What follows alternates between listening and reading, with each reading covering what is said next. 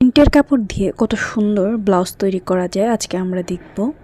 চলুন, আমি প্রিন্টের সুতির কাপড় নিয়েছি এবং সাথে কিছু লেস যোগ করে ডিজাইন করে নিয়েছি। দেখুন, এই ব্লাউজটা পুরো গলাতেই আমি এই লেসটা লাগিয়েছি এবং কালো একটা পাইপিং করে নিয়েছি।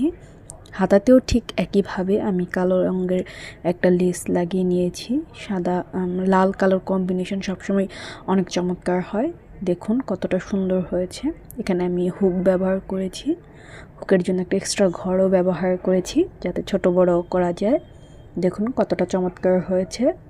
চলুন এর পরবর্তীটা দেখি। পরবর্তীটা অনেকটা খয়েরি কালারেরই। এটাতেও আমি লেস লাগিয়ে নিয়েছি, কিন্তু এটা বোতাম ব্যবহার করেছি এবং এটার গলাটা একটু ভিন্ন। এটার গলা একটু চিকন করে দিয়েছি, কিন্তু দেখুন ফিনিশিংটা কতটা চমৎকার এসেছে। হাতার লেসটা দেখুন, পাতলা একটা লেস ব্যবহার করেছি, এই প্রিন্টের সাথে বেশ মানাচ্ছে। এরপরটা একটু হালকা কালার, দেখুন কালারটা কতটা চমৎকার লাগছে। এখানে আমি সাদা লেস ব্যবহার করেছি, এটাতে আমি পুরো গলাতেই লেস ব্যবহার করেছি এবং পেছনে একটা কুচি দিয়ে নিয়েছি। দেখুন কতটা চমৎকার লাগছে। ছোট বল বল গোল রাউন্ড গলাটা কিন্তু অনেক চমৎকার লাগছে এবং হাতাতেও এই ছোট লেসটা অনেক সুন্দর লাগছে। দেখুন, এটা কাটরি কাট বা ব্রাকাট ব্লাউজ এবং এখানে আমি বোতাম ব্যবহার করেছি এবং নিচে একটা ফিতা ব্যবহার করেছি।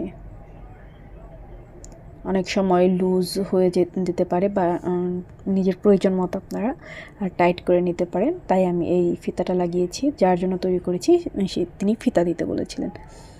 আরেকটা চমৎকার ব্লাউজ দেখুন, মাল্টি কালার আছে এখানে বলা যায় এবং এই গজ কাপড়টা আমার অনেক অনেক পছন্দ হয়েছে। এটাতেও আমি হালকা একটা লেস লাগিয়েছি। দেখুন কতটা চমৎকার লাগছে। শুধু একটা লেস একটা ব্লাউজের পুরো ডিজাইনটাই আসলে চেঞ্জ করে দিতে পারে। এই ব্লাউজটাও কাটরি কাট বা ব্রাকাট ব্লাউজ এবং এখানে আমি বোতাম ব্যবহার করেছি।